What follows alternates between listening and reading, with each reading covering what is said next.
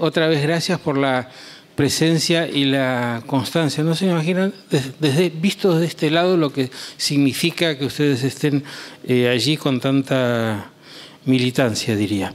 Estamos entrando en la fase final del ciclo y son los temas más calientes, digamos, ¿no? El de los golpes militares y luego el próximo, el de la violencia, que son dos cosas bastante relacionadas, ¿no? Hoy están con nosotros Rosendo Fraga y Marcos Novaro.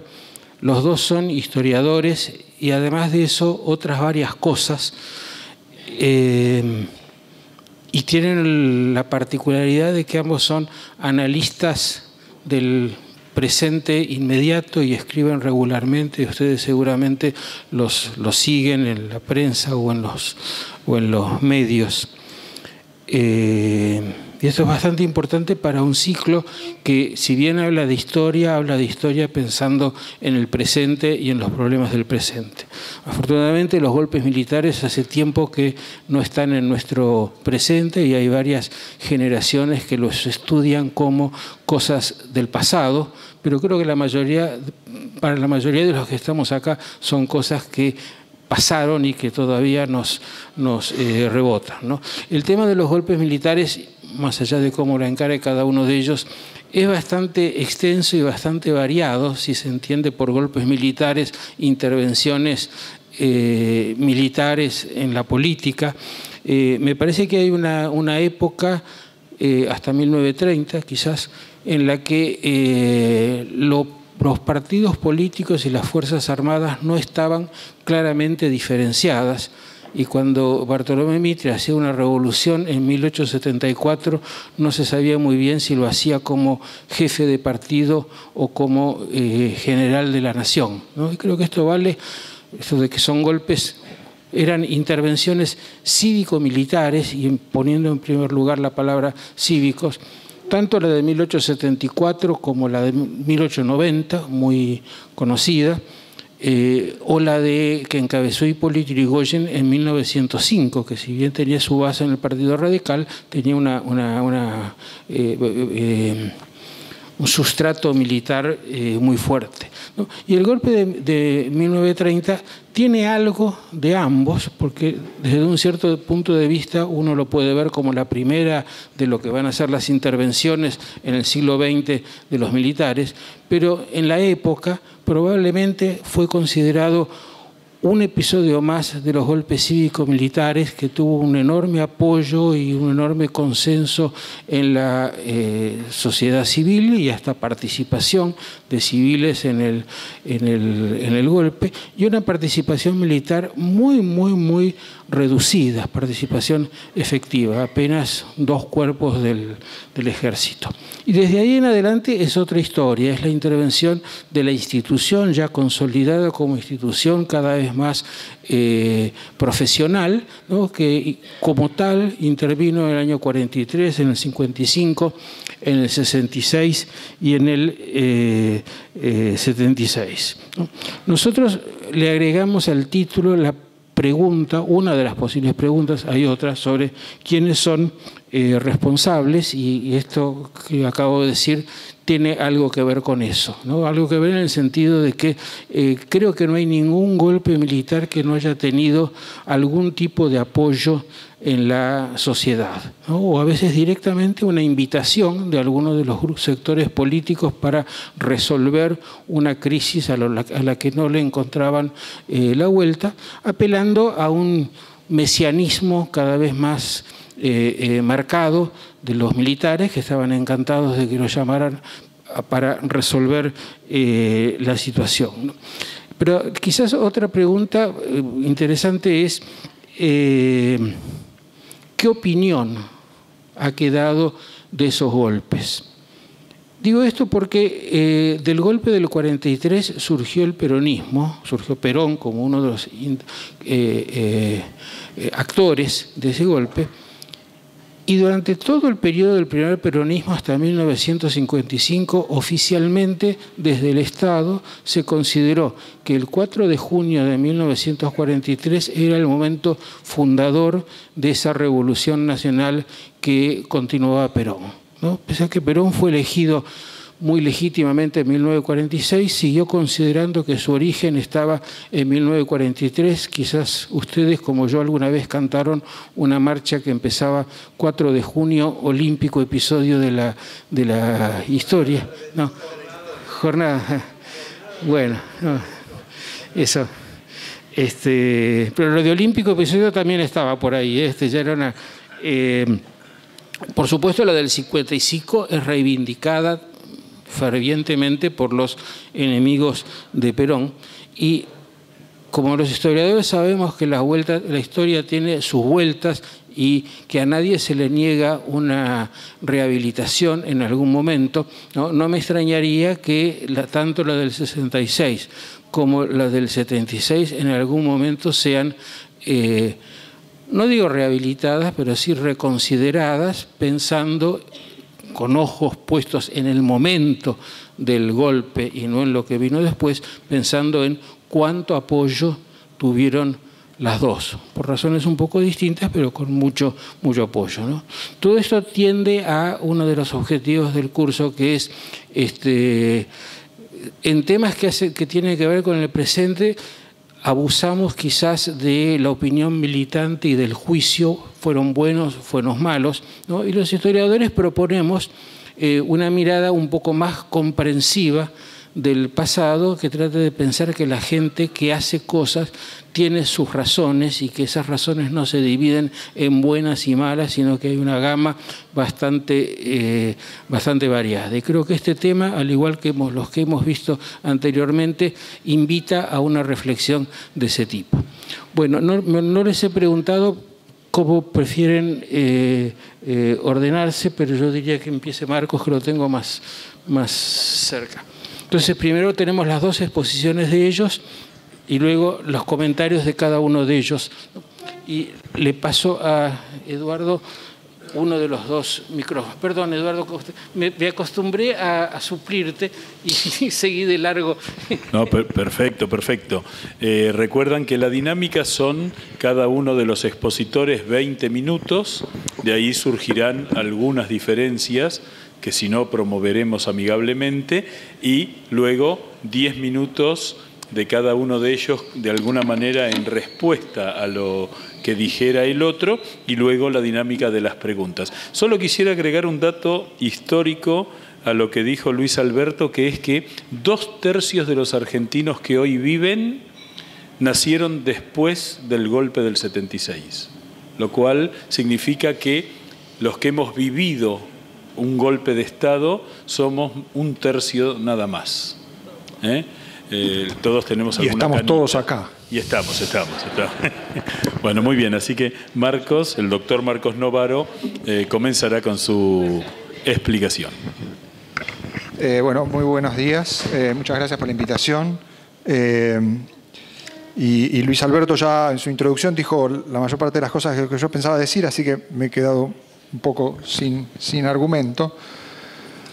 Así que voy a más bien tratar de abundar sobre esa línea, digamos, ¿no? Yo creo que, bueno, digamos, si uno discute el tema de las responsabilidades en los golpes de Estado, surge inmediatamente esta cuestión de la relación entre los militares y actores de la sociedad, digamos, ¿no? Y ese es un tema que ha estado muy en danza en los últimos años.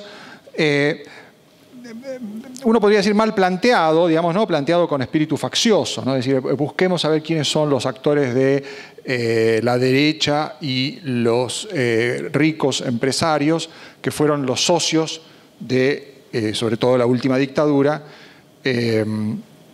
para deslegitimarlos en el juego político actual, digamos, ¿no? Eso es más aproximadamente, no creo estar exagerando si digo que esa fue un poco la idea de cómo se planteó la discusión sobre los socios civiles o el carácter cívico-militar en particular de la última dictadura, ¿no?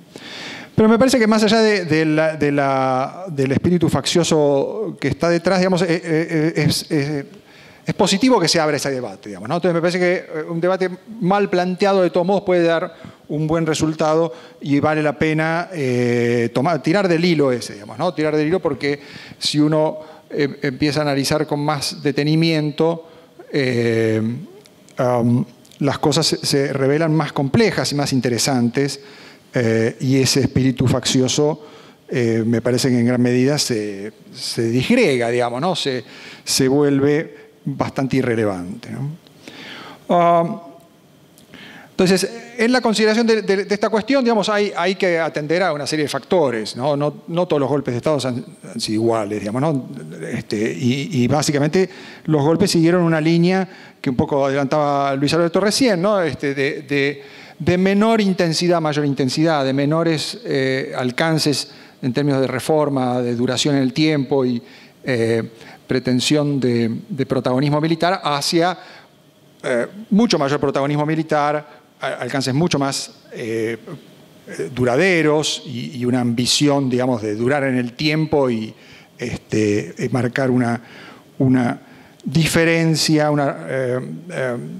refundar instituciones, actores, la Argentina misma, digamos, ¿no? Entonces, esa deriva significó, digamos, ganancia de autonomía para el actor militar, ¿no? Los militares progresivamente fueron actuando cada vez más como una institución autónoma que no respondía a grupos de interés, influencias de círculos cercanos en términos de ideas o relaciones sociales, cosas por el estilo, sino como corporación, digamos, ¿no? Y eso sin duda es notable en los golpes del 66 y del 76. Ahora, de todos modos, y en particular en el año 76, la pretensión de autonomía también es en gran medida una ilusión, digamos, ¿no? O sea, los militares pretenden tener una autonomía total en el año 76, incluso frente a socios tradicionales, ¿no? Frente al empresariado, plantean, ¿no? Este empresariado también está enfermo, también necesita ser reformado, reorganizado, refundado, y para eso vamos a aplicarle todo el rigor de la reforma económica, de la disciplina, de apertura de mercados, etcétera, etcétera. Digamos, ¿no? Bueno, ahora, si uno ve cómo funcionó ese régimen militar, las cosas se ponen más interesantes, ¿no? Porque en verdad la permeabilidad de las Fuerzas Armadas a los intereses fue muy grande, ¿no? Es una corporación que al mismo tiempo que había ido ganando autonomía, había ido perdiendo cohesión, ¿no? Entonces, los militares de los años 70 eran básicamente una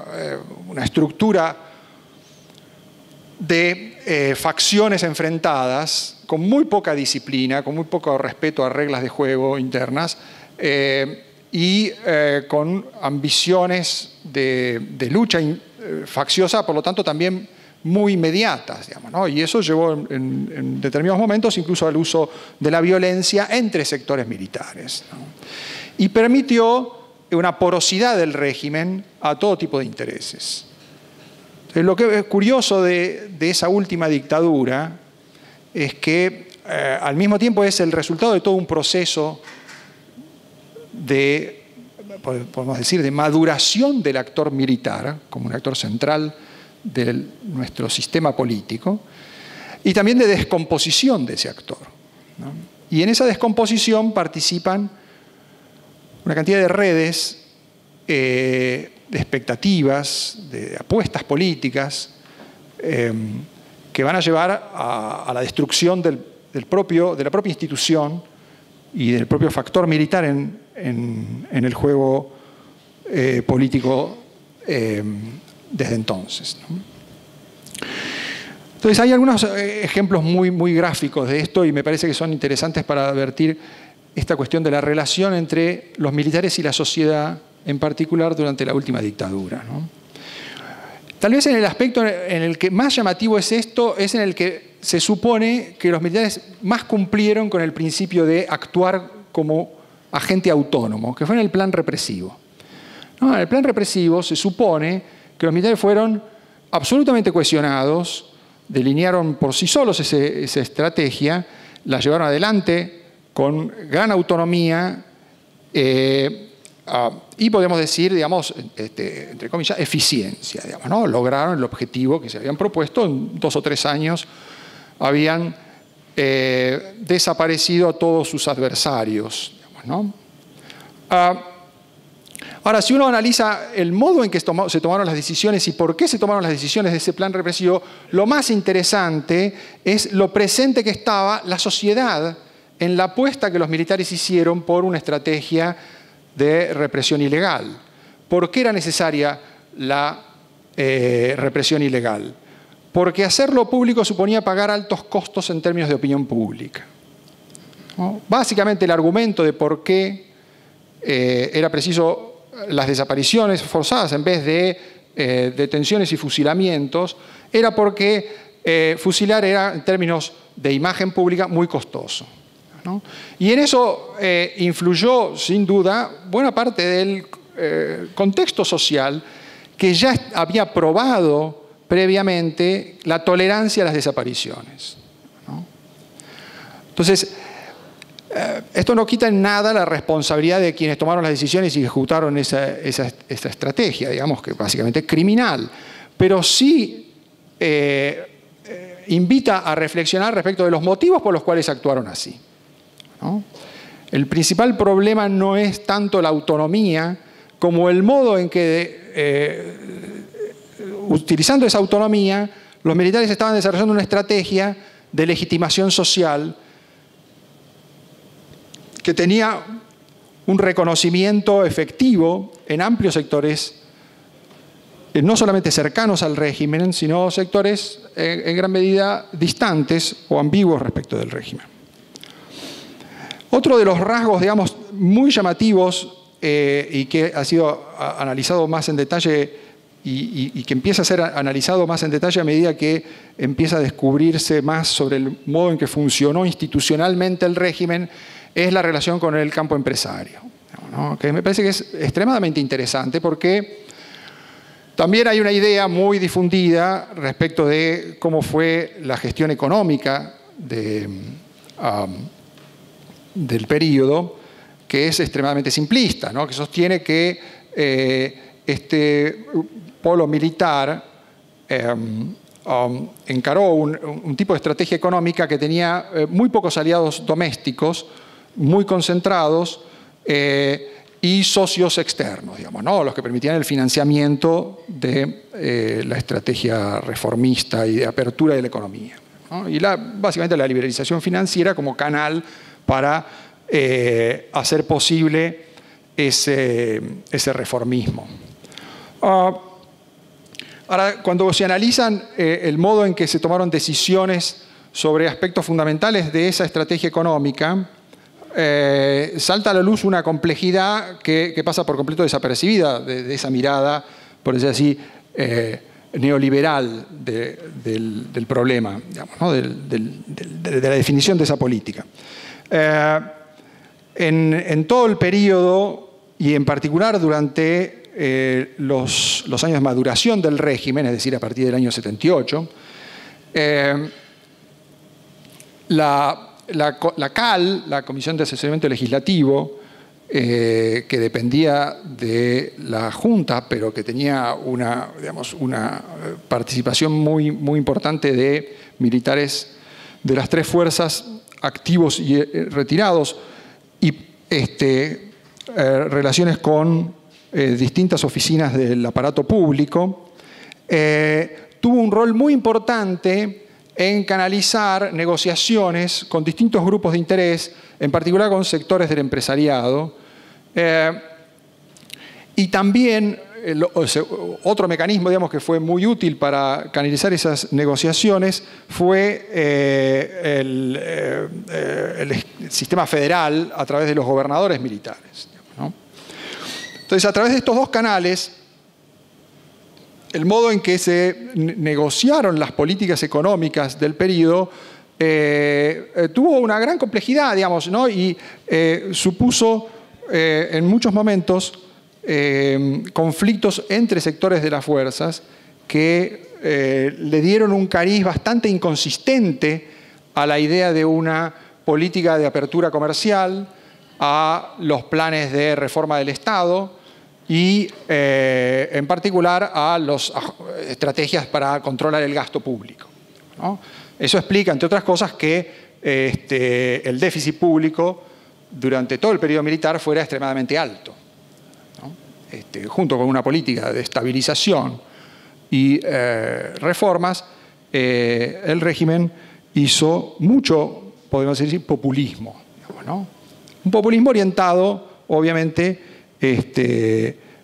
a ciertos beneficios selectivos, digamos, a actores más específicos de la sociedad, pero de todos modos que mantuvo muy bajo el desempleo y que permitió una convivencia bastante pacífica con amplios sectores sindicales, digamos, ¿no? Entonces, ese tipo de entramado, digamos, muestra una estructura militar que sin duda actuó como una fuerza corporativa, pero que tuvo cantidad de ventanas abiertas para canalizar demandas de interés de la sociedad y que trató de sacar provecho de esas conexiones, de esos vínculos para ganar legitimidad tanto frente a la opinión pública en general como respecto de grupos de interés en particular. Eso justificaría hablar de socios civiles de la dictadura.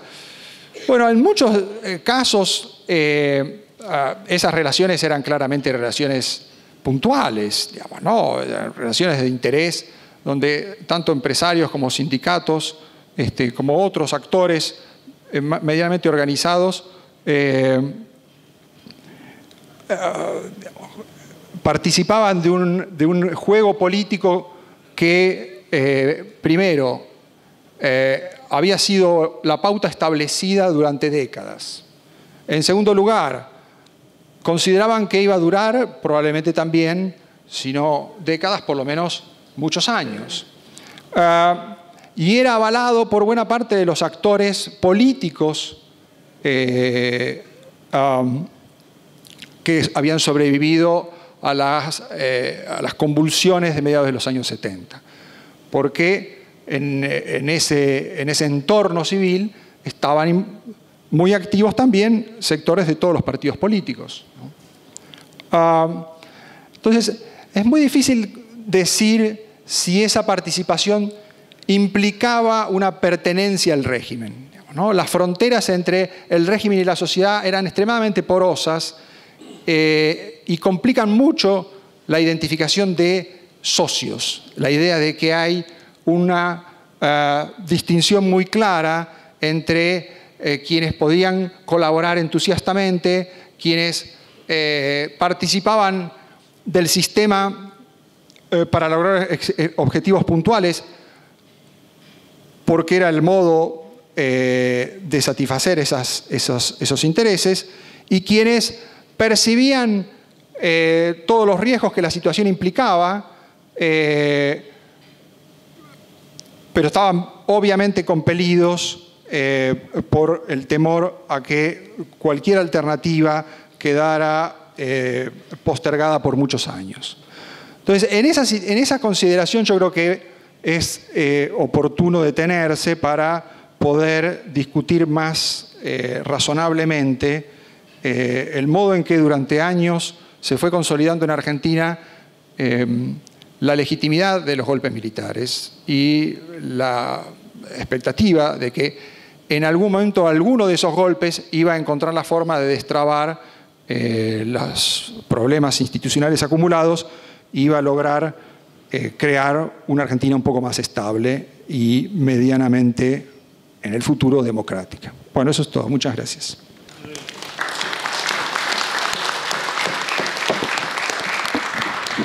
Bueno, buenos días a todos. Para mí es un gran gusto estar este mediodía acá conversando con ustedes y celebro que tanta gente esté, ¿no es cierto?, para conversar un tema vinculado a la historia. Y le agradezco a Romero haberme invitado. Bueno, a ver, yo creo que Romero dijo un tema que requiere en algún momento un abordaje más profundo, que es las líneas de continuidad entre el proceso de los golpes fracasados, llamémoslo así, 74, 80, 90, 93 y 905, que son mucho más de lo que en primera instancia parece. Hay otro punto, hay otro punto, ¿no es cierto?, que es interesante, que lo dejo para las preguntas, porque si uno quiere entender todo este proceso, es muy útil verlo en paralelo con el de Brasil, Chile y Uruguay, sobre todo entre los 70 y los años 80, porque ahí uno entiende las particularidades del caso argentino respecto a los otros tres. Y mi último comentario antes de bajar al abordaje tiene que ver con algo del Romero historiador, pero que se lo va a completar el Fraga analista político. Este es un tema del futuro. La gran incomprensión que hay en el análisis político sobre el proceso político electoral brasileño de esta semana en adelante es por la falta de un análisis adecuado del funcionamiento de la corporación militar hoy en Brasil. Sin ese análisis es muy limitada la comprensión del proceso político electoral en este momento en Brasil. Y como Brasil es el país cuantitativamente más importante de la región, cuidado que esto que a veces estamos revisando la historia no deja de tener una significación hacia el futuro a partir del proceso político brasileño. Yo voy a tomar esta línea de interpretación. La titularía así: golpes militares y corporación militar. Golpes militares, estoy redundando, golpes y corporación militar. Entiendo por golpes 6, ¿no es cierto? Es decir, entiendo por golpe la destitución del presidente y el cierre del Congreso. No sé si es acá. Y en este concepto es el 30, es el 43, es el 55, es el 62, el 66 y el 76, ¿no es cierto? Son 6 a partir de este concepto. Corporación militar en el golpe del 30, y Romero lo dijo. Yo lo planteo así. Así fue el menos corporativo de los 6. Tomando la cantidad de efectivos del ejército que participan, 2%. Nada más. Y no porque no hayan tratado de que fueran más. Generales en actividad con destino eran 30. Ni uno solo participó, ni en la conspiración, ni en la acción del golpe. Y puede parecer un detalle, pero lo menciono. El director del Colegio Militar, ¿no es cierto?, el coronel Reino, la noche del 5 de septiembre llama a los oficiales. De los capitanes, 1 solo sobre 7 está de acuerdo con salir y los demás no salen. De los tenientes, que eran 20, 19 están de acuerdo con salir y solo 1 que no. Su director no sale porque estaba en contra, el jefe del batallón de infantería no sale porque estaba en contra, dentro de la unidad más relevante que la que salió, porque lo otro era la Escuela de Comunicaciones de Campo de Mayo, que logra, ¿no es cierto?, el cerco. Fue el menos corporativo, nada más, ¿no es cierto?, nada más. Y aún dentro de la unidad más importante que participó, gran cantidad de oficiales se negaron a salir y ¿no es cierto?, y no salieron. Fue el menos corporativo, y como también lo dijo Romero, el del 30 y del 55 son los que tienen más apoyo popular, entendiendo por apoyo popular la manifestación en la calle de gente apoyándolo. Esa columna de 800 que sale del Colegio Militar, que estaba en San Martín, estaba el Liceo Militar, cuando llegan a la Plaza del Congreso, donde se produce el tiroteo, el incidente, son 2.000. Ahora los otros 1.200 son civiles armados, que se han ido sumando a la columna. Entonces, planteamos estos términos. Uriburu era un general que estaba retirado, y el día 5 de septiembre no tenía una sola unidad militar que lo siguiera, estaba detectado, sabía que en cualquier momento lo ponían preso, y me voy a la vinculación. Y el que va el 5 de septiembre al Colegio Militar a verlo para que se sume al golpe, que se llamaba Julio Figueroa, militar retirado, era el mismo teniente que en 1904 se lo presenta Irigoyen para la conspiración de 1905. La misma persona, que a Reino lo lleva a la... Bueno, pero está claro por qué es el menos corporativo, no hay ninguna... Punto. 43. La guarnición que sale solo Campo de Mayo, representaba el 12% de los efectivos totales de las Fuerzas Armadas. En realidad hay una situación particular, la encabeza el general Rawson, que era un general que estaba retirado, y el ministro de Guerra, como lo iba a relevar, o corría el riesgo de ser relevado en forma inminente por el presidente, diciendo que como un ministro no podía encabezar un golpe contra su presidente, lo llama a Rawson y le dice, encabeza el golpe, yo te voy a apoyar de atrás. Rawson tenía muy conversada la guarnición de Campo de Mayo y le dice una sola cosa, Ramírez, dice, búsquenlo a Farrell y a Perón. La única cosa que le dice es, el único apoyo que Ramírez da es búsquenlo. Lo van a buscar y ninguno quiere ir. Ni Farrell ni Perón, que no están no participan del episodio. Avanza la guarnición de Campo de Mayo y así como en el 30 una cantidad de unidades y jefes que estaban para reprimir la represión, nadie les ordena hacerlo. En el 43 había también unidades de la primera división de Palermo, etcétera, que estaban dispuestos a reprimir. En ese momento nadie le da la orden porque el ministro de Guerra no ha sido relevado y no activa este tema. Tampoco es un golpe corporativo, en el sentido que no hay una reunión de generales que decida nada. De los generales en actividad prácticamente nadie participa en la conspiración. Rawson estaba retirado. Al único, el comandante de Campo de Mayo era un coronel. Bueno, entonces tampoco ha sido esa una acción corporativa. Sin apoyo popular, ¿no es cierto? En la Plaza de Mayo solamente algunos incidentes que quedamos, pero no hay apoyo en la calle, ¿no es cierto?, a ese golpe. 55. Voy al tercero. Bueno, la Escuela de Artillería en Córdoba la subleva un capitán, el capitán Correa. La Escuela de Tropas Aerotransportadas la subleva un capitán, el capitán Colombo. En actividad en el Ejército son capitanes los que toman las dos unidades, que además detienen a la masa de los oficiales porque eran peronistas. O sea que quedan los oficiales jóvenes con los conscriptos, ¿no es cierto?, en ese caso. Un solo general en actividad participa, sobre 100 que había en ese momento, que es el general Aramburu, comandante de Sanidad, que va a sublevar la agrupación blindada en Curuzucatia y fracasa. Y los oficiales que lo habían metido preso dan vuelta y lo meten preso a Aramburu. Un general retirado, Lonardi, aparece en Córdoba. Digo, del centenar de generales en actividad, uno solo participa, pero los jefes de unidades del ejército, no hay ningún jefe de regimiento, de batallón, ¿no es cierto?, que son solamente 2 capitanes los que producen eso. Bueno, es decir, en absoluto es un golpe militar corporativo, que se reunieron los mandos y decidieron. Si uno analiza la Marina de Guerra, como se llamaba en esa época, yo diría que hay una actitud semicorporativa. Hay un primer episodio en junio, simplifico, el 80% de la Marina no participa del movimiento y el 20% sí. En septiembre es al inverso, el 80% participa y el 20% sí. Esto no lo voy a poner como crítica a ninguna persona, pero para entender cómo funcionaban estas cosas. En junio del 55, el que hace fracasar la sublevación de la Armada es el almirante Rojas, que mantiene que como comandante de la flota mantiene cohesionada, por lo cual Perón le da la medalla de la lealtad en junio.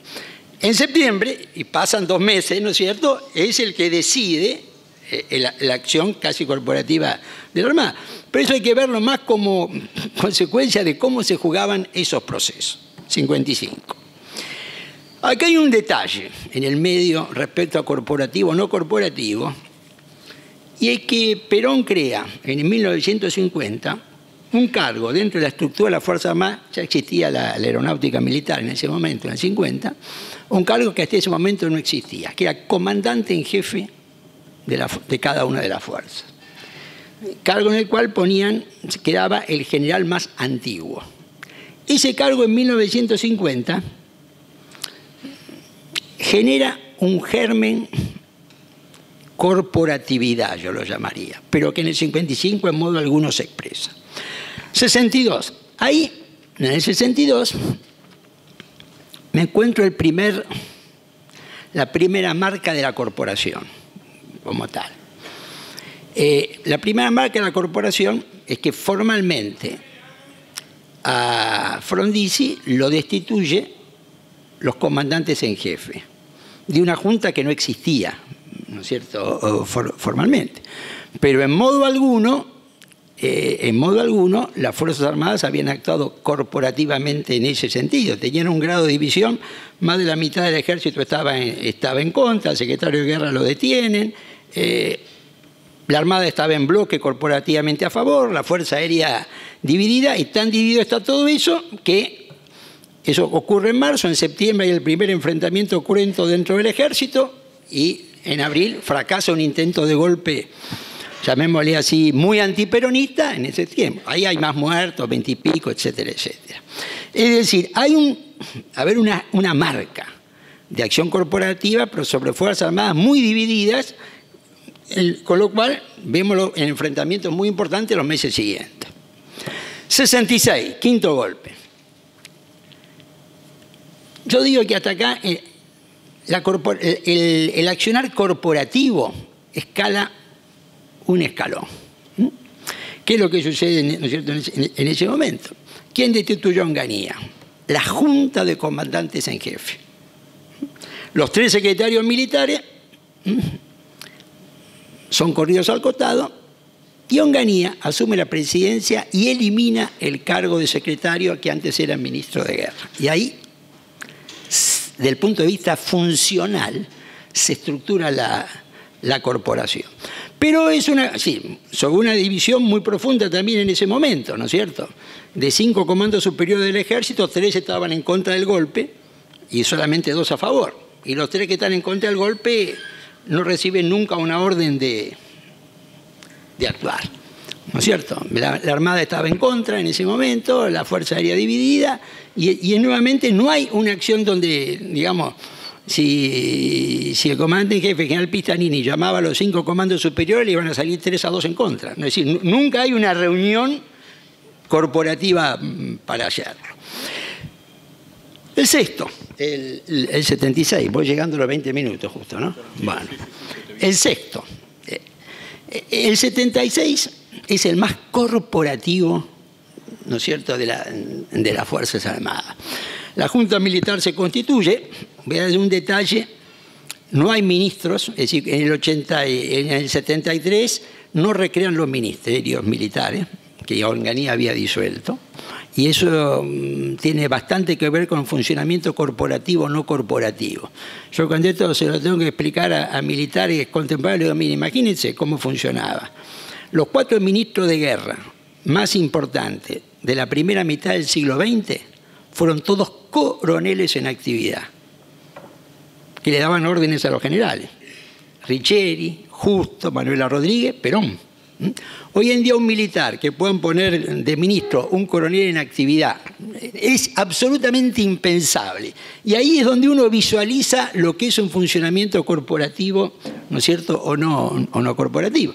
Es más, antes de un civil podía ser ministro, el caso del Pillo González, en la primera presidencia de Irigoyen. Pero en el 76 hay una junta militar que no solamente depone y designa al presidente, sino que tiene un estatuto. Y a su vez, por ese estatuto, las decisiones más trascendentes del presidente de facto las tiene que decidir la Junta Militar. Como dijo Novaro, se arma una suerte de parlamento, donde son militares en actividad de acuerdo a las comisiones legislativas, con las 3 fuerzas en 33%.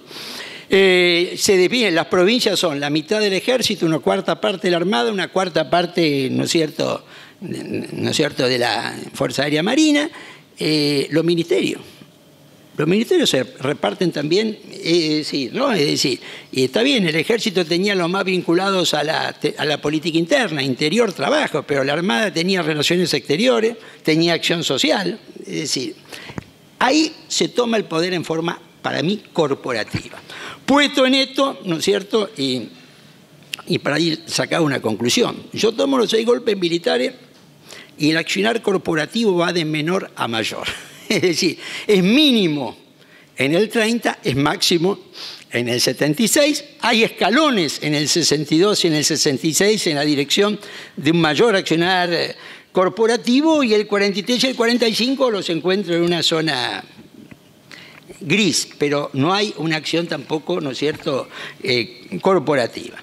Dejaría acá, ¿no es cierto?, que uno también puede analizar el accionar corporativo durante el gobierno de facto.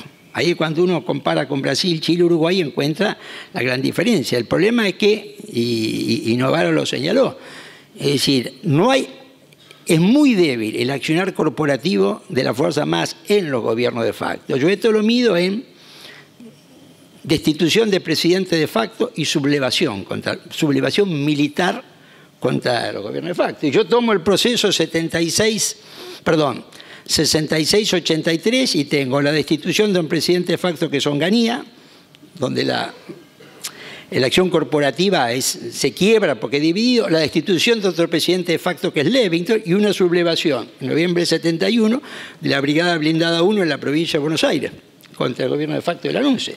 Y tomo el 76-83 y tengo una sublevación del general Menéndez en el 79, en abril del 79, que fracasa, la destitución de un presidente de facto que es Viola por la Junta Militar y la destitución de un presidente comandante en jefe del ejército que es Galtieri por los generales.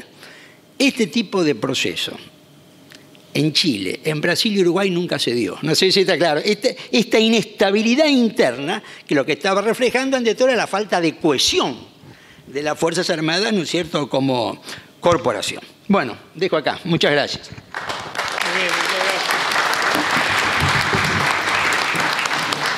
Vamos a pedirle ahora al doctor Marcos Novaro que haga una reflexión sobre lo que hemos hablado hasta ahora, luego a Rosendo, para pasar a las preguntas, si tenés alguna acotación que hacer sobre lo que ha dicho Rosendo, o como quieras. Bueno, me pareció muy ilustrativo y sí, digamos, me pareció muy claro, ¿no?, todo lo que dijo Rosendo sobre la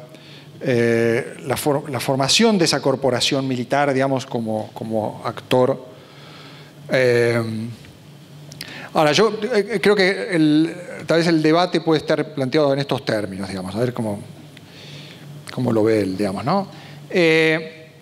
Uno podría decir, la corporación va ganando autonomía y entonces es el actor que interrumpe el proceso institucional, la Constitución, digamos, ¿no? Y por lo tanto, de menor a mayor, va creciendo su responsabilidad, digamos, ¿no? O sea, va siendo un actor cada vez más determinante de los quiebres institucionales y de todo lo que sucede en ese momento en que perdemos la Constitución, digamos, ¿no? Ahora, uno podría ver las cosas de otra manera y decir, mientras está pasando esto, que es esta creciente corporativización militar, al mismo tiempo hay una creciente legitimidad en la sociedad para que se interrumpa la Constitución, digamos, ¿no? Y cada vez hay más porosidad de este actor, que se nos presenta como un actor cohesionado, autónomo, pero en verdad es bastante mentira que lo sea, digamos, ¿no? Esa es la propia ilusión que ganan los militares, de que son el factotum del proceso. La verdad es que son un actor en descomposición, digamos, ¿no? En descomposición igual que el estado en el que habitan, digamos, ¿no? Y por lo tanto no resulta tan fácil asociar corporativismo con responsabilidad. Y tal vez conviene prestar atención a esa porosidad del actor corporativo con una cantidad de actores de la sociedad que están influyendo tanto en el momento del golpe como en el funcionamiento de los regímenes autoritarios y que marcan una frontera bastante difusa entre lo que es lo que podemos llamar el golpismo y el no golpismo, digamos, ¿no? O sea, ¿quién no estuvo en algún momento del lado del golpismo, digamos, ¿no? ¿Y qué sector de la sociedad no colaboró en algún momento de alguna forma con el funcionamiento de estos regímenes tan aparentemente corporativos? Esto me parece muy importante, en parte por la discusión actual respecto de quiénes fueron los responsables civiles de usar a los militares como marionetas, ¿no? Esta idea de, bueno, finalmente tampoco los militares son responsables de nada porque han sido marionetas de los intereses permanentes del poder, ¿no? Bueno, otra visión absurda, digamos. Pero me parece que además más interesante todavía es respecto de la legitimidad que existe en la sociedad para violar la ley, digamos, y suspender la Constitución, si todavía hoy sigue existiendo esa legitimidad, si todavía hoy es abiertamente legítimo decir, el debate entre Darío Grandinetti y Daddy Brieva sobre ¿hay que liquidar a Macri o no hay que liquidarlo? Hay que dejarlo que termine o no dejarlo que termine. Y se discute muy frescamente, digamos, como si... Y todo esto viene muy legitimado por toda una literatura y toda una experiencia de que hoy los golpes son hasta más legítimos que antes, porque hoy voltear un presidente es parte de un proceso de movilización social donde la sociedad se rebela contra los malos gobiernos, digamos, ¿no? Y entonces, la verdad es que me parece que ese debate es el más interesante de los que habría que dar, digamos, respecto de nuestra persistente legitimación de lo ilegal. Yo quisiera, ilustrando algo que dijo Marcos, todos los que nos dedicamos a la historia tratamos de sacar la mayor cantidad de testimonios posibles y sobre todo de un tiempo del que es muy difícil hablar y muy difícil discutir documentadamente, como es sobre todo el último golpe de Estado, es muy difícil abordarlo. Y cuando lleguemos a lo que decía Luis Alberto, que es la reflexión quizá más desapasionada. Han pasado 42 años, esto también habla de una traba casi psicológica de poder enfrentar la historia. Hay datos interesantes. Videla lo llama a Cayetano Lisiardo el 23 de marzo de 1976 y le ofrece el Ministerio de Economía. Y Lisiardo le dice, a mí déjeme de contador general de la Nación, hay un muchacho... Es decir, Videla con Martínez de Oz no se habían entrevistado antes del 24 de marzo. Por eso el nombramiento es el 29. Y esto, en los pocos lugares que he podido plantearlo, porque lo hablé directamente con Lisiardo, que me contó la anécdota, es imposible, porque en realidad, como decía Marcos, el golpe lo hizo Martínez de Oz, que usó de marioneta a Videla, ¿no? Es interesante eso. Perdón, Rosendo. Bueno, a ver, una opinión sobre los socios civiles de los gobiernos militares. Yo puedo hacer un análisis empírico constatable. De los 6 golpes, 5 tuvieron, y esto no es una crítica a nadie, el apoyo de los diarios Nación y Prensa, la excepción fue el 43, y los 5 tuvieron el apoyo público de la Sociedad Rural Argentina y la Unión Industrial Argentina. Y esto es constatable por las declaraciones, ¿no es cierto? Todo esto es público. Y esto no es una crítica, ¿no es cierto?, a nadie en particular, sino estamos analizando un funcionamiento empírico. Fue el 30 sí, ¿no es cierto?, donde el 30 tuvo un apoyo inicial de días, no de meses,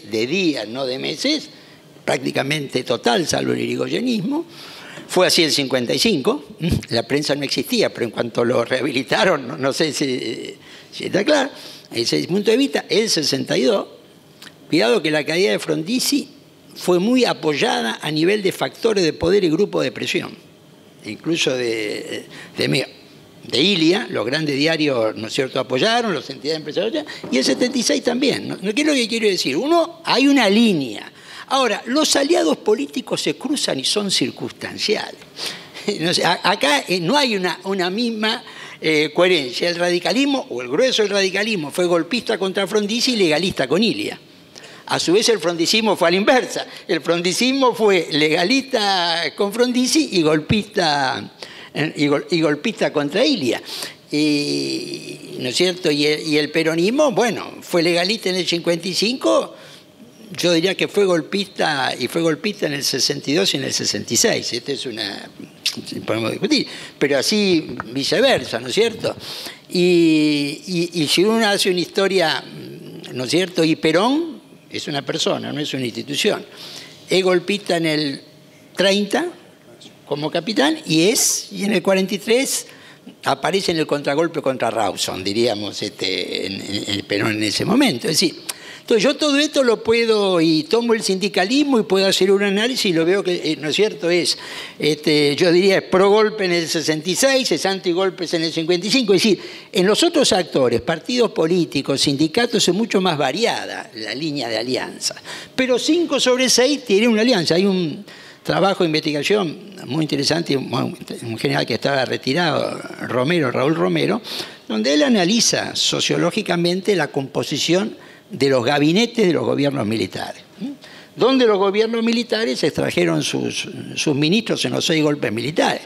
Y claramente aparece, ¿no es cierto?, muy mayoritariamente que los gabinetes militares surgían de los sectores, llamémosle, altos de la sociedad, del punto de vista, sobre todo, económico, ¿no? Esto a veces ha permitido plantear alguna tesis, puede ser muy discutible, pero que en alguna medida la incapacidad de los sectores conservadores de jugar dentro del sistema político lo llevó a apoyar los gobiernos militares, porque terminaba siendo una forma, ¿no es cierto?, de acceso. Girún Martínez Dios, ministro de Economía en esa época, por elecciones no podía llegar nunca. No sé si entonces se tomaba, es decir, había determinadas cuestiones que también determinaban, ¿no es cierto?, ese sistema de alianza, que fue muy variado o circunstancial en lo político y lo sindical, más permanente en lo que es las grandes entidades empresarias, ¿no es cierto?, y los grandes, ¿no es cierto?, y los grandes medios. El 13 de junio de 1973 se echa al presidente de la República. Estamos hablando de Cámpora, 13 de julio en realidad, ¿sí? Y que había sido elegido por 4 años. ¿Eso no estaría dentro de lo que podría llamarse un golpe? Yo, haciendo un modelo de análisis, creo que lo que define el golpe es la disolución del Congreso. Y si para mí lo de Frondizi es un golpe, porque no solamente se destituye el presidente, sino que se disuelve el Congreso. Si yo le pongo, digamos, es un modelo de análisis, ¿no es cierto? Es decir, estoy hablando desde el punto de vista jurídico-institucional. La sustitución de un presidente, aunque fuera por un juicio político, no es un golpe, digamos, ¿no es cierto? Ahora, cuando se clausura el Congreso, ahí, en mi opinión, ahí se perdió la legitimidad democrática. Mientras un Congreso electo funciona, hay un marco de legitimidad democrática, ¿no es cierto?, institucional. Si Cámpora no renunciaba, le hacían el juicio político. Y a Perón le sobraba legisladores para destituirlo a Cámpora por juicio político. Cámpora tenía total conciencia de que en el sistema político no digamos en la realidad sindical, etcétera. Pero sí, le sobraba a Perón, ¿no es cierto?, es decir, mayoría parlamentaria para hacerle un juicio, ¿no es cierto?, hacerle un juicio político. Quizás yo acá agregaría un dato, un tema que no abordamos hasta ahora, aprovecho y me desvío un cachito, que es la Corte. El papel de las Cortes en los gobiernos militares, que es un tema que muchas veces se soslaya, pero que es muy, ¿no es cierto?, muy importante. La Revolución del 30 no modifica la Corte. La Revolución del 30 mantiene la Corte que venía, ¿no es cierto?, de muchos años atrás, ¿no es cierto?, digamos en ese momento. Muchos, ¿no es cierto?, critican a la Corte, cosa que vuelve a pasar en el 43, el régimen del 43 tampoco modifica la Corte. Recién Perón, presidente electo, la modifica. Los 2 primeros golpes no tocan la Corte. Hay mucha crítica y decir, bueno, esas Cortes no debieron haber avalado el golpe. Eso es una crítica ahistórica. ¿Por qué digo que es una crítica histórica? En el sentido que no tiene en cuenta cómo funcionaba la realidad de la época. Las Cortes convalidaban los gobiernos de facto prácticamente en todo el mundo. Basta mirar cualquier otro proceso, no solamente a nivel latinoamericano, sino a nivel europeo. Con las relaciones internacionales se convalidaban los golpes, normalmente. Es decir, se esperaba ver si el que había tomado tenía, es decir, cuántos países democráticos rompieron relaciones con la Argentina por el golpe del 30. Por el golpe del 43. Es decir, no funcionaba el sistema de esa manera, ¿no es cierto?, en esa época, ¿no es cierto? Es decir, nadie, y lo podemos ver con otros casos, 30, 43, nadie, el 55, cuando vieron de que ganaba esto, ahí viene pero no funcionaba ni el reconocimiento internacional, ni el régimen jurídico como lo podemos ver funcionar en este momento. Hay dos corporaciones o dos grupos de poder que no se han nombrado, surgen aquí de las preguntas. Uno, ¿cómo jugó la Iglesia en los golpes de Estado? Y ¿cómo funcionó el apoyo internacional? Es muy común escuchar hablar de que los golpes los hizo Estados Unidos y aquí, bueno, digamos, las marionetas eran más, digamos, los hilos que conducían las marionetas eran más largos. Bueno, algo sobre la Iglesia es interesante para abonarle la idea esta de la descomposición de las corporaciones, ¿no? Sí, la Iglesia tuvo, me parece, un papel más definido en golpes de orientación conservadora de la primera etapa, digamos, ¿no? Digamos que en los golpes, sobre todo en el último golpe, la Iglesia es parte de la crisis, ¿no? La Iglesia está viviendo esa guerra civil larvada y no tan larvada ya, que es toda la década del 70, ¿no? Entonces, su participación en el golpe es como un factor involucrado en esa lucha facciosa y en gran medida violenta, ¿no? Así que todas las secuelas de la dictadura la van a también afectar mucho en términos corporativos, ¿no? Con respecto al tema internacional, creo que sí, en el caso argentino creo que es uno de los casos en los cuales menos determinación externa se puede encontrar en ninguno de los golpes de Estado, ¿no? Toda la fantasía respecto de la digitación sobre todo desde Estados Unidos, del golpismo o de las iniciativas represivas o de otros aspectos del intervencionismo militar, creo que tienen poco asidero, ¿no? Y de vuelta, en particular es el caso del 76, ¿no? Sobre todo porque Estados Unidos se había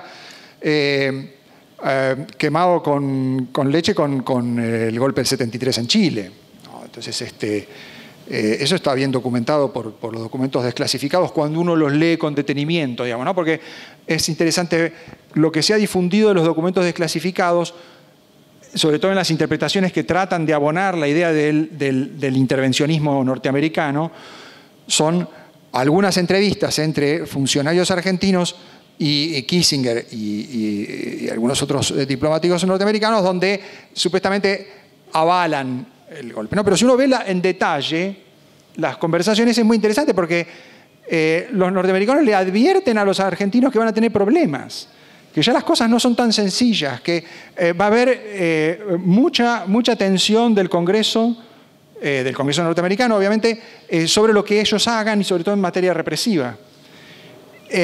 Y lo que les asombra es que no escuchen, ¿no? En reiteradas veces dice, esta gente no entiende lo que le estamos diciendo, ¿no? Tienen que tener cuidado porque esto va a ser bien en serio. Y eso porque, independientemente, antes ya de la elección de Carter, el Congreso está dominado por los demócratas y ya tienen una cantidad de iniciativas de sanción a Chile que rápidamente se van a extender a otros casos.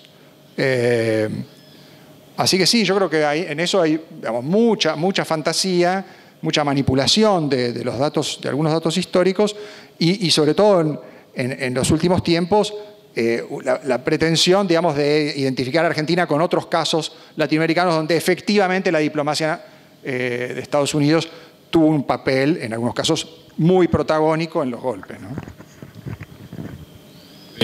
Abonando lo que dice Novaro, el episcopado argentino al salir del gobierno militar en 1984 decide publicar la totalidad de los documentos que emitió el episcopado argentino desde su origen en 1889, que fue la primera reunión de obispos argentinos. Hasta hoy se corta la lista de libros en el 40 y empieza en el 80. no han publicado los libros del 40 al 80. Es muy curioso, ¿no? Porque uno puede ir a consultarlos, pero no puede comprarlos para llevárselos y estudiarlos. Un detalle simplemente para abonar esta suerte de sensación de culpa de algunas cosas que ocurrieron. Bueno, aquí hay varias preguntas que van sobre un tema que tampoco hemos abordado hasta ahora, que tiene que ver con la influencia del proceso del terrorismo subversivo en 1970 y en el golpe del 76. Es decir, ahí de alguna manera podemos decir que el terrorismo insurreccional está a caballo de los dos golpes de Estado, porque empieza claramente durante el golpe que empieza en el 66 y es una causa-consecuencia que tiene que ver con lo que empieza en el 76. A ver, yo me quedé un poco enganchado todavía en la pregunta anterior. Vea la cosa, ¿no? La Iglesia Católica, esto no es crítico, es una corporación perfecta. Las Fuerzas Armadas, como analizamos, es una corporación imperfecta. Perfecta porque tiene una capacidad de resolver sus conflictos internos que las demás corporaciones no tienen. No se formalizan, ¿no es cierto?, los conflictos internos. Y tiene una solidaridad interna muy fuerte, ¿no es cierto? Y lo cual, digamos, ¿no es cierto? Yo otro día, mira, es una anécdota, pero el otro día, hace 2 meses, ¿no?, leí un reportaje muy interesante al padre Carbone. El padre Carbone, ¿se acuerdan? El que fue detenido por el secuestro de Aramburu. ¿No es cierto? Y Carbone cuenta que ahora tiene 90 y pico de años y es cura villero. Entonces él explica, ¿no es cierto?, todo más o menos, explica, bueno, hace su manifestación de fe militante en la causa de los curas villeros, pero explica que él nunca se fue del país. Siempre estuvo, ¿no es cierto?, en el país. Dice qué obispos lo fueron sucesivamente protegiendo, lo ponían en su ámbito. Entonces, yo lo que quiero decir con esto, es una corporación que tiene una capacidad, funciona como corporación pero muy fuerte ¿no es cierto?, en este sentido. Yo, digamos, y siempre tiene un monseñor de Andrea y tiene un padre Castellani, no sé si claro, tiene esa capacidad de tener, ¿no es cierto?, sin quebrar su cuestión básica. Estados Unidos. Yo coincido con lo que dice Novaro y agregaría. El tema es que el poder en Estados Unidos es diverso, complejo y contradictorio. Siempre voy a encontrar en el poder de Estados Unidos una frase que me conviene para justificar, siempre voy a encontrar una frase que me conviene para no hacer. No sé si está claro en este sentido, ¿no? Es decir, el ejemplo, podría dar múltiples ejemplos. La caída de Frondizi. El embajador trabajaba contra el golpe. La CIA trabajaba a favor del golpe y los dos trabajaban en paralelo. No sé si... entonces yo puedo encontrar elementos de juicio que dicen, no, hubo un involucramiento de la CIA por esto, por tal denuncia, pero puedo también encontrar un elemento que dice el embajador trabajando, ¿no es cierto?, en la otra línea. De cualquier manera, yo creo que hay un momento clave donde la influencia, es decir, el grado de influencia de Estados Unidos también tiene una correlación con el grado de importancia que tiene la región. Es decir, cuando llega Reagan al poder en el 80 de Estados Unidos, Reagan lo tiene muy claro.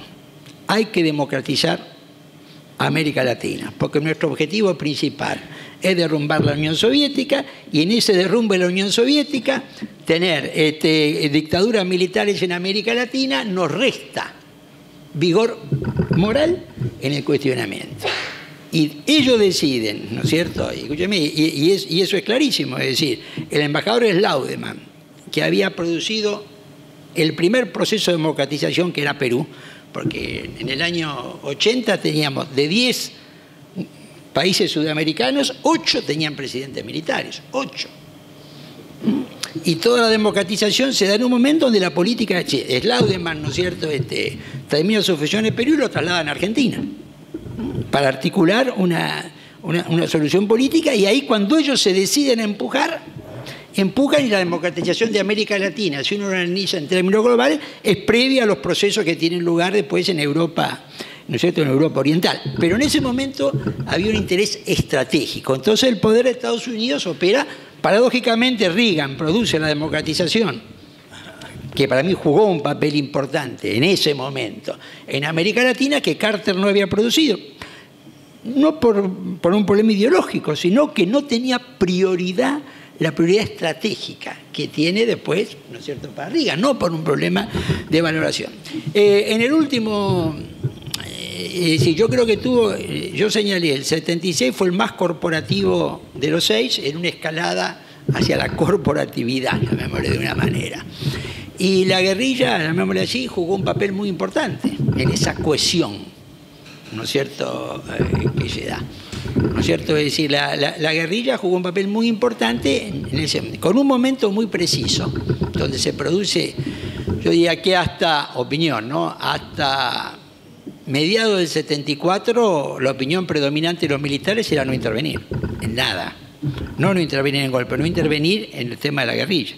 El quiebre se produce en agosto del 74, que es cuando, ¿no es cierto?, la guerrilla ataca el regimiento de infantería transportado a Catamarca, ataca la fábrica militar en Córdoba, etcétera, etcétera, y en la represión mueren 20 guerrilleros, ¿no es cierto?, que para el ERP, ¿no es cierto?, habían sido fusilados, punto. Y a partir de ahí, entonces, empieza el ERP a matar militares, del grado que fuera, de lo que fueran, veterinarios, retirados, en actividad, suboficial, cabo. En varios episodios mueren familiares, y ahí es donde dijeron, bueno, se generó una situación, ¿no es cierto?, de espíritu de cuerpo que hasta ese momento no existía. No sé si entonces yo creo que eso jugó, ¿no es cierto?, un papel. Cuando uno revisa los documentos del ERP, bueno, estaban aplicando, es decir, cuanto peor mejor, ¿no? Cuanto más se radicalice el proceso, ¿no es cierto?, mejor en ese sentido. Y ese momento juega un papel muy importante en cuanto a volcar una predisposición militar. Pero subrayaría que hasta diciembre del 75 no hubo cohesión para un golpe militar. El golpe fue el 24 de marzo. La cohesión se termina de cerrar en diciembre del 75 cuando se subleva el brigadier Capellini. Sublevación que queda aislada y fracasa. Pero ahí vieron que si no se armaba algo corporativo, se iba a empezar a precipitar acciones, porque esa acción se había precipitado. Es decir, uno lo mira retrospectivamente y parece que eso funcionó todo organizado y cohesionado, pero todavía en diciembre del 75, y el golpe fue el 24 de marzo del 76, ni había una cohesión para la toma del poder y había sectores que se habían adelantado. Un par de comentarios en amable disidencia, ¿no? Sí. A ver, son temas, digamos. Uno sobre la Iglesia, la corporación perfecta, la idea esta del complexio oppositorum. Yo creo que no hay corporación que pueda resistir al peronismo, digamos, ¿no? O sea, el peronismo es capaz de disolverlo todo. Y la verdad es que el peronismo tuvo un trabajo muy, muy arduo y muy sistemático que permitió que... Es muy difícil diferenciar peronismo e Iglesia en Argentina, digamos, ¿no? No son dos cosas separadas. Y probablemente ese es uno de los motivos por los cuales es tan difícil para la Iglesia desclasificar todo lo posterior a los 40, digamos, ¿no? O sea, es parte del movimiento, digamos, ¿no? Y entonces ser parte del movimiento implicó un gran problema a partir de fines de los 60 para contener la radicalización, la polarización y la violencia dentro de la institución. O sea, que yo creo que... Y eso continúa siendo así, digamos, ¿no? Yo creo que el peronismo todavía es capaz de disolver el trono de Pedro y me parece que lo vamos a ver, digamos, ¿no? Yo creo que es realmente así, ¿no? En eso no estoy muy de acuerdo con esta idea tan corporativa y perfecta de la Iglesia. Y la otra cuestión, bueno, el tema de la represión y de la subversión, el terrorismo revolucionario, como lo queramos llamar. Yo creo que ahí hay algunos problemas más, digamos, ¿no? Yo diría, el diagnóstico respecto de que el plan represivo de la NUCE había fallado, me parece que es fundamental. O sea, los militares el grueso de los militares asumieron mucho antes de la escalada de la guerrilla del 74 en adelante, asumieron que Lanuse los había llevado a una trampa. Con la represión legal los había maniatado. Porque ellos habían detenido a un montón de gente y esa gente no solamente no se había debilitado, sino que se había fortalecido estando en prisión. Porque en prisión habían reclutado más gente. Porque habían convertido un montón de presos comunes en militantes. Y habían fortalecido la organización y se habían martirizado. Y a eso le sumas Trelew y decís, esto no funciona. Entonces, Lanuse nos engañó. Y por eso Lanuse es el más odiado de todos en el 73-74. Es el responsable de la vergüenza, los escupitajos, la humillación. Y la sensación de impotencia. ¿No? Entonces, efectivamente, después, la matanza que hace el ERP y los ataques después de Montoneros a cuarteles van a broquelar, pero el diagnóstico ya está elaborado. Y el diagnóstico es muy claro. Si la presión no alcanza, hay que hacer otra cosa. Y otra cosa es matarlos. Hay que matar a la gente. Estos tipos hay que liquidarlos físicamente, porque es la única forma de desarmar la organización. Entonces, eso es así mucho antes de la escalada. Mucho antes de la escalada. Efectivamente, la escalada le permite a los que han tomado la decisión convertir a toda la tropa en un instrumento muy aceitado. Y eso es el operativo de Independencia, digamos, ¿no? Que es mucho antes del golpe y que no necesita la intervención militar y que podría haber seguido funcionando poblando de campos de concentración todo el país, sin ninguna resistencia. Porque lo que prueba todo el periodo del 75 es que las desapariciones son políticamente muy vendibles. Están todos de acuerdo, ¿no? La política civil, los que tienen información al respecto, los militares y toda la tropa, digamos, ¿no? Entonces, la verdad que yo creo que ahí no hay equivalencia posible, no hay forma de decir el argumento de la subversión terrorista, revolucionaria, marxista es la que provoca la represión ilegal, es un argumento absurdo.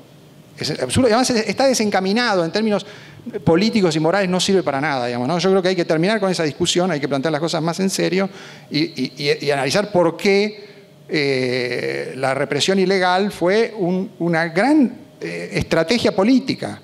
Una estrategia política para la destrucción, digamos, ¿no? Para la destrucción del Estado, de los propios militares y de buena parte de nuestra convivencia social. ¿Puedo recomendar?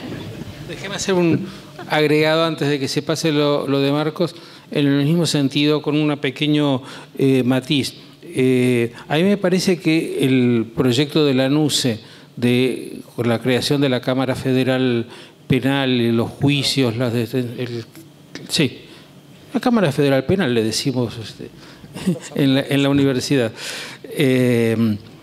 Ese proyecto, una buena parte de los militares no esperó a el balance y decidir que había fracasado, porque paralelamente con ese proyecto había una buena parte del ejército que seguía haciendo desaparecer gente. La desaparición es casi, inicialmente es casi contemporánea del proyecto de Lanuse, año 71, año 72, y la gente que trabajaba en el Camarón, una de sus preocupaciones y de sus tareas era vigilar a los presos para que no viniera alguna patota militar para llevárselo, ¿no? Son los testimonios de un par de personas que recogí que me parecen bastante plausibles, pero además de eso está bastante claro que Lanuse careció, en primer lugar, de capacidad para imponer su idea dentro de su ejército, que ya estaba dividido, ¿no? Vamos a polemizar entonces un poquito. La Iglesia.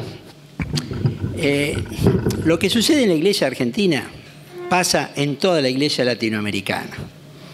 El movimiento sacerdote para el tercer mundo no es un producto argentino, es una manifestación en Argentina de la Iglesia de los Pobres, conferencia del CELAM en Medellín, etcétera, etcétera.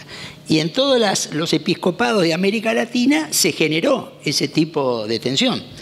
Pero para mí tiene mucho más que ver con un momento ideológico que con el peronismo. Un momento ideológico que tenemos a fines de los años 60, una ruptura ideológica muy fuerte, desde el 68 en París, pero no es el peronismo el fenómeno. Me parece que el fenómeno viene atrás. El otro tema, yo te diría respecto a lo que dice Novaro, no, yo insisto, para nada, hasta 1974 los militares estaban de acuerdo en intervenir. Ya que en ese momento la posición de los militares era que la derecha del peronismo se encargue de la izquierda del peronismo, que la derecha del peronismo se encargue de la izquierda del peronismo. Nosotros no nos tenemos... Esa era la opinión dominante, ¿no es cierto?, en ese sentido, la opinión dominante. Respecto a lo de Lanuse, ¿no es cierto? Bueno, los primeros desaparecidos son Martis y Centeno, años 70, ¿no? Dentro de ese tema. Entrar en la cuestión de si Lanuse sabía o no sabía, mire, Lanuse tenía un control de la estructura militar muy férreo, ¿no es cierto?, en ese momento. Yo creo que la idea, ¿no es cierto?, la idea de que el tema se iba a resolver legalmente fue la aspiración de Lanuse, se creó la Cámara, y sí, yo reconozco que cuando todos los que estaban condenados por la Cámara fueron liberados previo a la sanción de la amnistía, esto provoca, ¿no es cierto?, un punto de decisión. Ahora, a partir de eso, la reacción militar no fue ahora que ya estaba, que la derecha del peronismo, ¿no es cierto?, que lo que pasó en Ezeiza sea donde la derecha del peronismo le gana el palco a la izquierda del peronismo, esa era, en mi opinión, la estrategia. No sé, recién cuando empiezan a caer los militares, ahí empieza, a mi juicio, la reelaboración. Y sí, ahí yo creo que juega un papel en este sentido. Porque esta es la otra cuestión. A marzo del 76, la justicia no tenía una sola condena firme en materia de... Y entonces todo eso, como dijo Novaro, ¿no es cierto?, debilitó la alternativa, ¿no es cierto?, de la justicia, asumiendo que a su vez hay 1000 y pico desaparecidos previo a marzo del 76, yendo a ese, ¿no es cierto?, yendo a ese punto, ¿no es cierto?, en ese sentido. Yo creo que la Cámara Federal, el problema era que, digamos, federal no es cierto, el problema es que la Cámara, si alguien desaparecía antes de llegar, es decir, antes que se iniciara un proceso formal. Una vez que se producía el proceso formal, no se desaparece.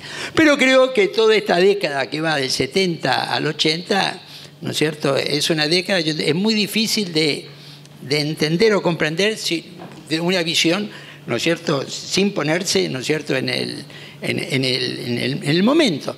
Y me parece así, a ver, acá, es decir, ¿cuál es el tiempo que determina que algo sea historia o no sea historia?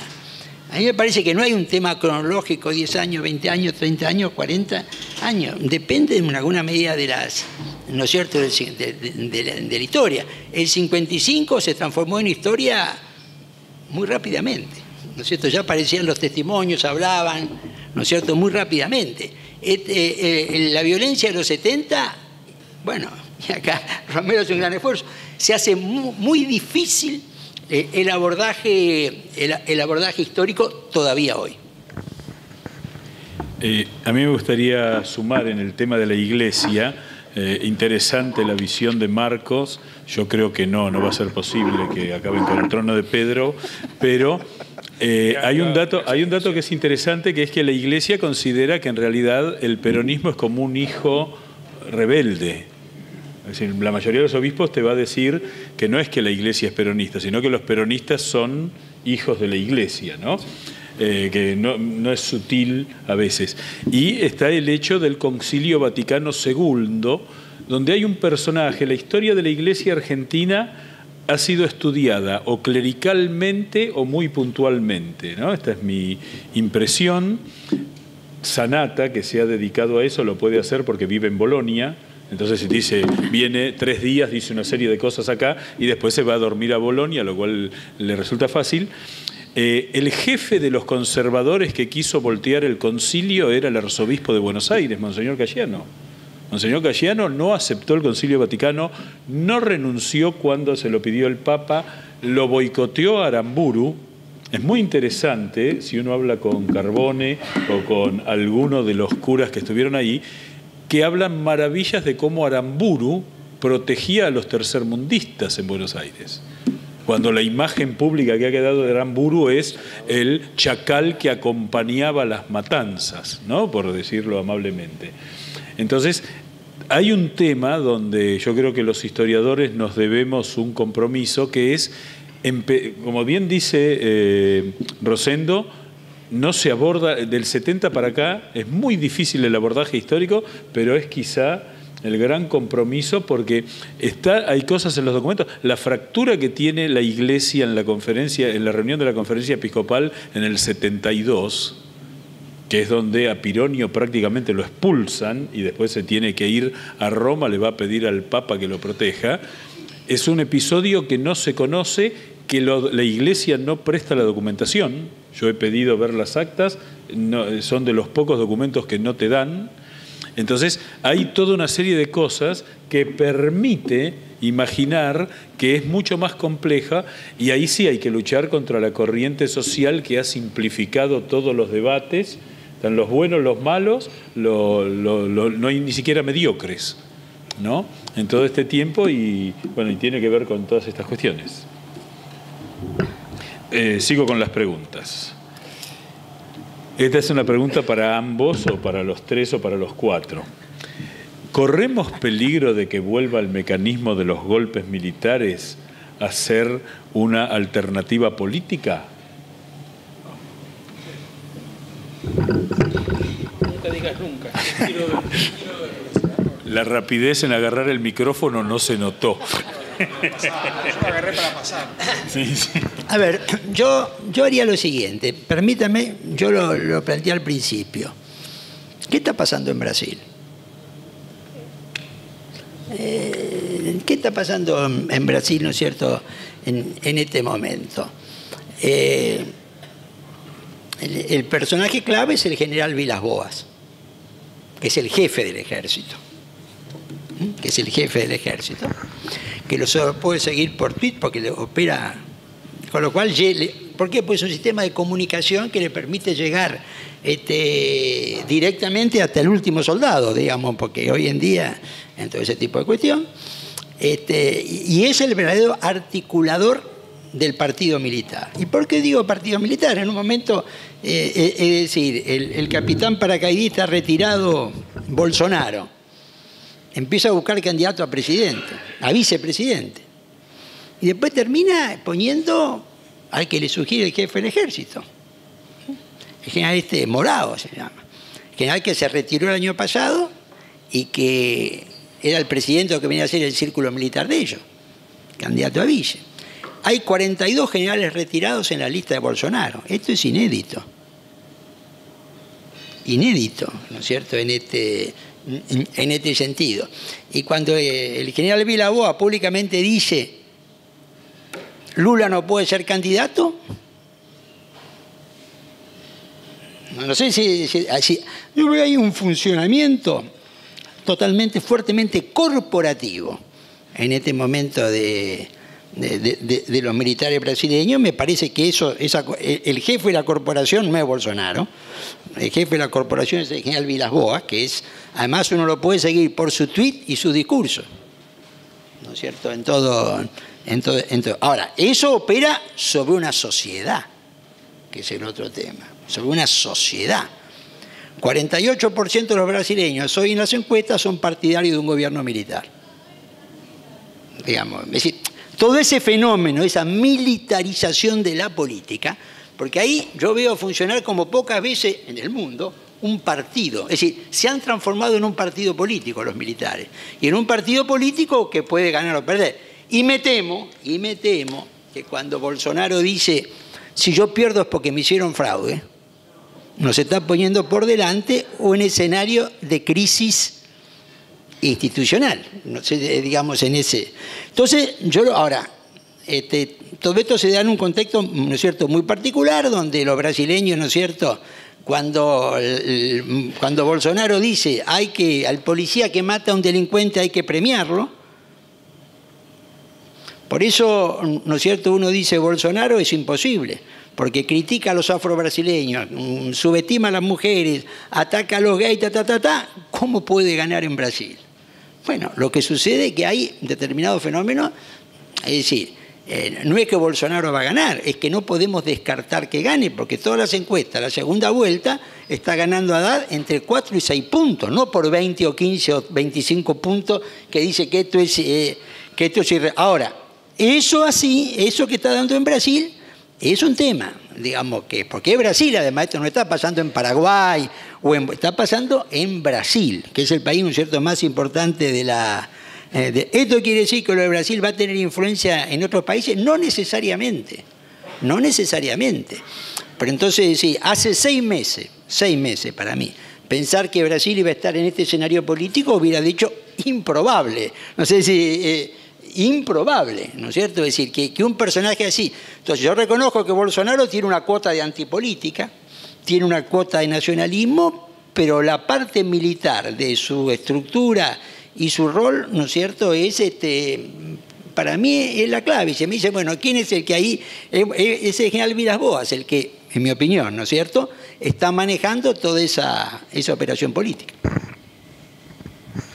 Ahora, lo curioso es que Bolsonaro viene a reparar el fracaso de la política civil y además la sensación de ilegalidad por el golpe blando a Dilma, digamos, ¿no? O sea, esta idea de es el golpe blando lo que está deslegitimando a la política brasileña, ¿no? Yo creo que, no para desmentir nada de lo que vos dijiste, me parece que es todo totalmente cierto, todo eso. Yo creo que el problema regional más difundido es ese uso en los límites de los mecanismos de institución presidencial, que no son estrictamente golpes, porque, bueno, vos también lo dijiste, digamos, si sigue funcionando el Congreso, no estamos en la interrupción de un régimen constitucional, pero estamos en el límite, ¿no? O sea,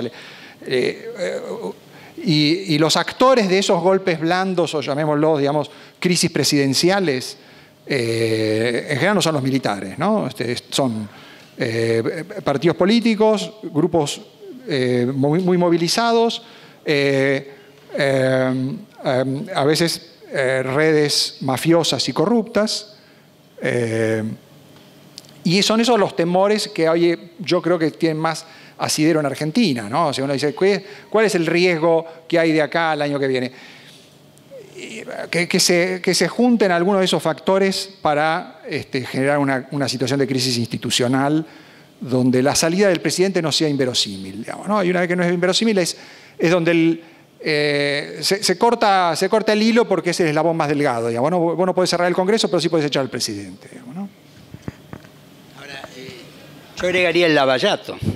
El lavallato ha deslegitimado, guarda, no solamente a la política, al empresariado también. Es decir, no es que hay una deslegitimación solo de la política, hay una deslegitimación de lo que hoy parece el cuestionamiento del populismo europeo a las élites, lo que se está generando, me parece, ¿no es cierto?, en Brasil, porque el lavallato golpea a la élite política, pero golpea también a la élite empresaria.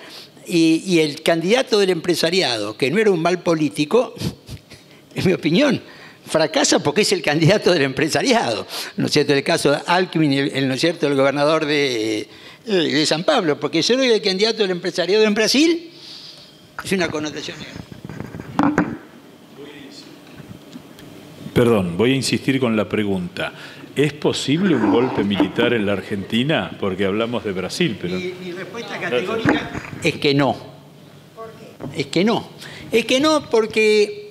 Yo te diría lo siguiente, yo no veo, primero, en la sociedad argentina condiciones como las que hay en la sociedad brasileña a favor de mano dura, digamos. Sí veo un temor en los sectores populares, desesperación por la inseguridad, pero no veo proyectándose políticamente. Segundo, porque yo creo que muchas cosas han ido, ¿no es cierto?, cambiando en las Fuerzas Armadas argentinas. Es como ya, ni pueden ni quieren, ni pueden ni... ¿no es cierto?, ni pueden ni quieren. Entonces no me parece, y hay un dato que es diferente al resto de las Fuerzas Armadas de la región, que es la Guerra de las Malvinas. La Guerra de las Malvinas ha tenido un impacto profundo, ¿no es cierto?, en este sentido. Y yo marcaría como otro hecho que marca una, ¿no es cierto?, una diferencia. Con lo que, digamos, lo que no estoy tan seguro es que no puedan surgir alternativas en el plano político con un discurso autoritario de mano dura, que hoy no lo veo, pero eso no lo descartaría en la política argentina, ¿no es cierto?, de que pueda crecer una alternativa con un programa de mano dura, digamos, ¿no es cierto? Eso no lo veo imposible. Yo, la verdad, el golpe militar no lo veo posible. ¿Cómo?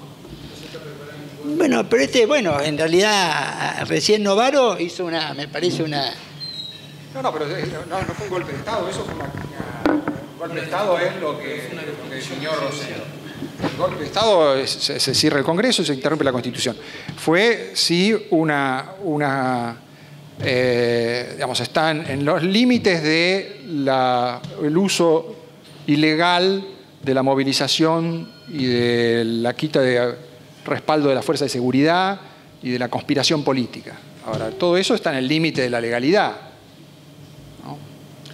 Es el tipo de situaciones que se repite en América Latina en los últimos años en muchos países, ¿no? Cantidad de presidentes han sido destituidos en esas situaciones ambiguas. Ahora, la democracia sobrevive. Eso no quiere decir que esté bien, pero decir que eso es un golpe de Estado, yo creo que sí es evoca el afecto por la ilegalidad y el uso al límite de los recursos de la política, digamos, ¿no?, para destruir al adversario. Bueno, nos vamos acercando al final. Si les parece bien, lo primero que hacemos es brindarle un aplauso a nuestro...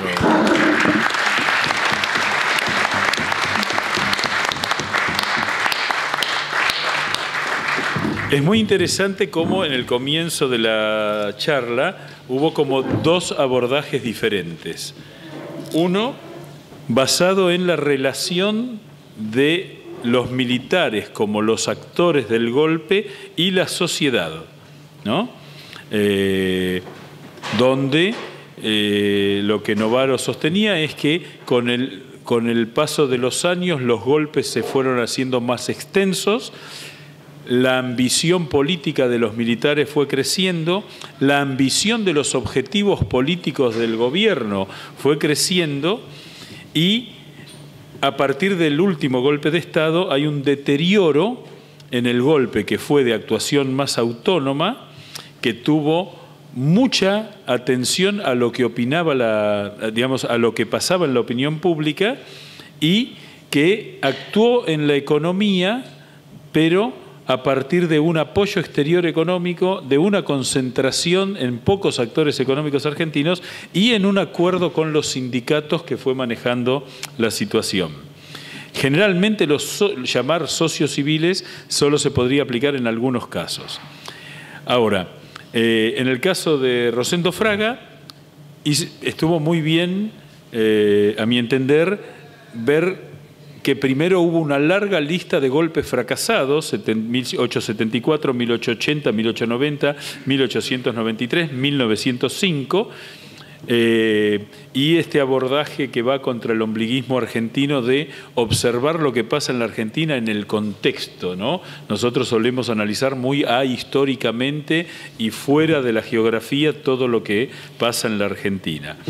Y después hay 6 golpes militares, el 30, el 43, 55, 62, 66 y 76, donde el análisis pasó por cuán corporativos fueron y ahí pudimos ver todo un avance como, digamos, institucional del golpe, donde en el primer golpe de Estado participa el 2% de las Fuerzas Armadas, ya en el segundo el 12%,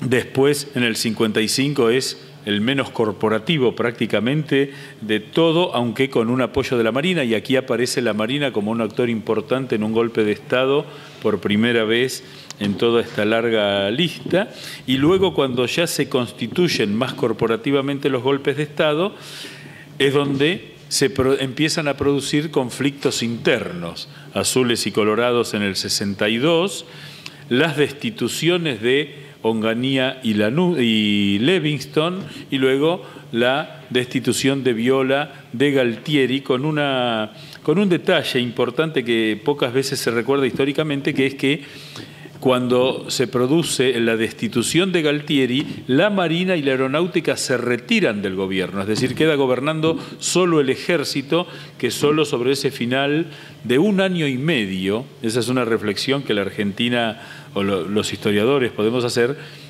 el gobierno derrotado en una guerra internacional, en una situación espantosa, sobrevive 1 año y medio hasta entregar el poder, ¿no? Eso es un dato que no tiene muchas comparaciones en la historia. Así que en este panorama, bueno, tenemos algunas nuevas pistas para seguir pensando el futuro desde nuestro pasado.